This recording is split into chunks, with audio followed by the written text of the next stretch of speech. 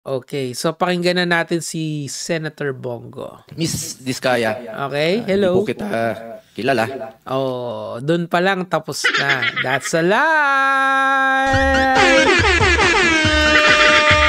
Kasi nungalingang pong malaki yan. Kilala niya yung mga yan. Now, siguro hindi niya kaibigan, pero kilala niya. Imposibleng hindi.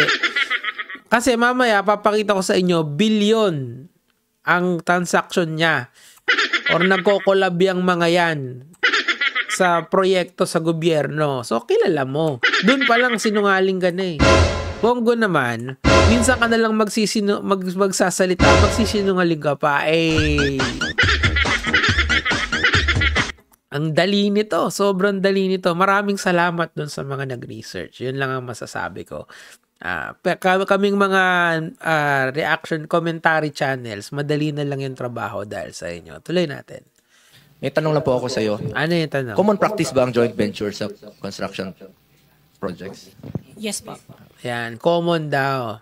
So yung joint venture, collaborations yan. Collab lang sila, okay?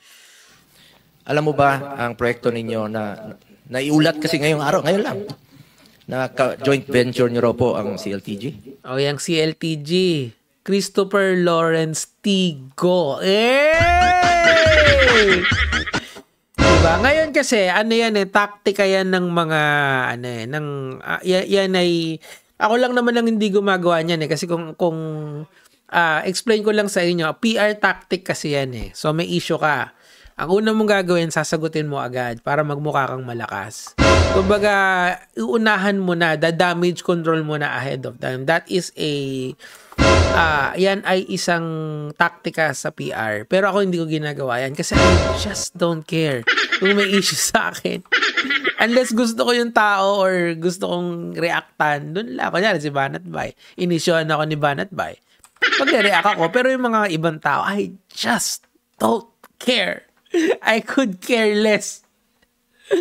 Kasi unlike naman tong mga to na nasa malaking stratosphere sila ng bansa natin, ako naman nandito lang ako sa aking kahon, sa aking kwarto. Okay, tuloy. 2017? I think so, yes, before. Flood control ito? I can't remember. Natapos na bang proyekto ito? Alam ko tapos po yung mga project. Nagagamit na ito ng tao? Yan. I would think so, yes po.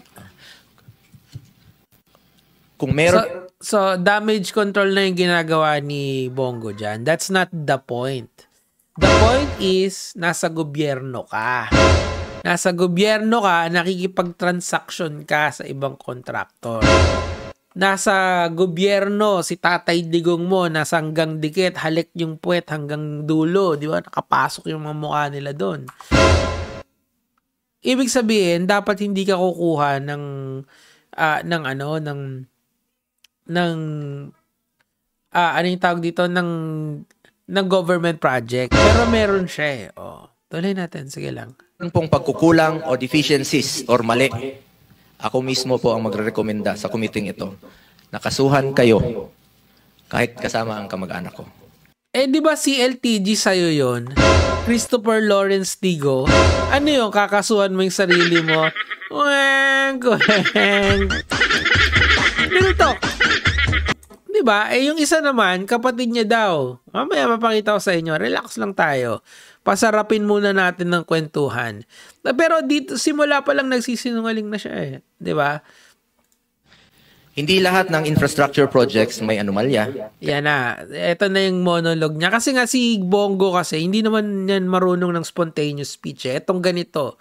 Ganyan, spontaneous speech. Kaya kailangan niya talaga ng mga vloggers tulad nung mga kumakampi sa kanya. Wala naman akong pinagbibintangan na may vlogger si Bongo. Pero may mga sumusuporta sa kanyang Bongo. Sa kanya. Hindi ko alam kung ba't siya sinusuportahan. I mean, literally, minsan lang siya magsalita. Bilang na bilang mo yung salita niya. Kung ilalagay mo sa isang sa mga bond paper, yung kanyang salita, siguro mga ano lang yan, 100 pages. 100 pages in or less pa nga eh. In 12 years almost or 10 years almost, di ba? Kasi kayo, boto kayo ng boto sa mga tropa ng mga idol nyong politiko. Si Bongo ay literally Ano yan, galing yan sa nepotism, di ba? Hindi naman, ano bang ginawa ni Bongo na, yung mga Malasakit Center, Nico David. Malabang, meron namang actually dapat nga integrated yun sa DSWD eh. Hindi yun dapat hiwalay doon sa sa healthcare system natin, pero hiniwalay, ni-rebrand, nilagay sa kanya. Pero sino nagbabayad doon? Kayo pa rin, tax money nyo pa rin. Siya lang yung comredit. Yan ang hirap sa inyo eh. Miss Diskaya. Oh.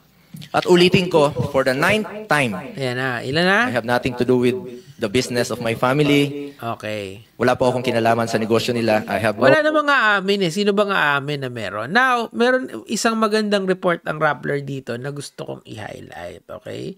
And tuloy nyo na lang pagkatapos nitong video na to. Kasi it shows you the connection of Bongo sa mga Diskaya and DSWD in general. Kontratista din po kasi yung angkan nitong si Bongo. Okay? Siya din, meron siyang kumpanya na once upon a time, yung CLTG, na initials niya. Nihirap kasi hindi isipin na hindi siya connected dun eh. Parang gagawa ako ng kumpanya, ang pangalan, MB.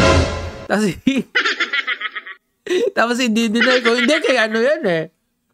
Hindi sa akin yan. Pinangalan lang sa akin. Diyos me, yun naman. Oh. Ay, tuloy. Ng Rappler, nalaman namin na may koneksyon ang CLTG Builders, ang construction firm na pag-aari ng tatay ni Senator Bongo sa St. Gerard Construction ng mga Diskaya. Yun, yung pangalan di nagsisinungaling talaga si Bongo. Ng CLTG Builders, same sa initials si Senator Bongo. Christopher Lawrence Tesoro Go. Nag-join CLTG, just like LGBTQQA++. De, joke only. Tali natin. Venture ang dalawang kumpanya at nakakuha ng 5 proyekto sa Davao Region ng 2017 amounting to 816 million pesos. Sana all. Palakpakan. Diba? Oh. So, kilala niya si Sara Diskaya. Hindi siguro sila friends. Parang sila ni Tatay Digong. Pero, kilala niya pa rin. Nakipag-collab siya. Imposible kasi na kung ikaw ay taong gobyerno na may connection sa mga firms, sa mga construction firms na ganyan, na once upon a time, hindi ka kumunik kay Sara Diskaya. There is an absolute pattern that this rich politician also has anong tawag mo dito? Mga alam nyo na, mga kontratistang tropa. Laging meron yan. Laging naroon ka.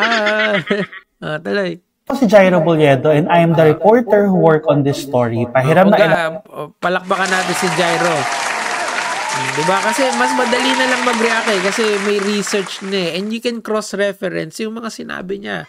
Punta kayo sa DSWD, hanapin niyo yung mga contract, nila, yung mga kontrata nila noon. Kasi public record naman yan eh. Tuloy. Ilang minuto at i-walk through kayo kung paano namin nakuha ang findings namin. Matagal na yung information na si Curly. Ngayon napipiga ang mga Diskaya sa dami nilang contracts ay naghalukay tayong muli para makita kung gaano karaming kontrata ang nakuha ng CLTG Builders at St. Gerard Construction ay pumunta ako sa DPWH website. Dito sa DPWH, okay, sige. Alam na, established na natin na maraming nakuha yung CLTG na yan. Pero yung Alfred na allegedly, isa pa. Para lang amounting to 3.6 billion 2018, panahon ni Digongski, pesos. 2018 lumabas ang PCIJ report tungkol sa firm ng pamilya ni Bongo. By 2019, hindi na po nagbibid sa DPWH ang CLTG Builders. Pero yung Alfrego, construction firm ng kapatid ni Bongo, active pa rin ngayon at nakakuha pa ng flood control project sa So, nag-gets nyo yung depensa ni Bongo. Napaka-obvious kasi nung depensa ni Bongo. Kung faulty yung pinaggagawa namin, kakasuhan ko yung kamag-anak ko. Pati siguro yung sarili niya, counted doon. Kasi, naman siya, may CLTG siya hindi ko alam. Pero sana salan niya yung sarili niya. Pero hindi yun yung point dito. Ang point dito, galit kayo sa nepotism, di ba? Yung mga nepo babies, galit na galit kayo. Yung root word kasi noon na nepotism, ay ang ibig sabihin noon ay kaibigan. Kaibigan mo ang isang tao, kaya siya merong award na ganito or meron siyang position sa ganito. Yung pagkakaibigan nyo, yung basihan ng mga biyaya niya sa buhay. 'Di ba? So, ngayon si Bongo ay isa sa mga pinakamalalaki, the biggest nepo friend ni Pangulong Duterte noon. Obvious naman naging senador. Ano ba merito niya kung bakit siya naging senador? 'Di ba? Hindi yung malasakit center, nito na lang yan. Pero ang sinasabi ko sa inyo, mas marami siyang na-gain sa taong bayan kaysa taong bayan na-gain sa kanya. Obvious naman Ayaw nyo lang tignan. Buksan nyo lang yung mga mata nyo at makikita nyo na kung galit kayo sa mga nepo babies, ito rin si nepo friend.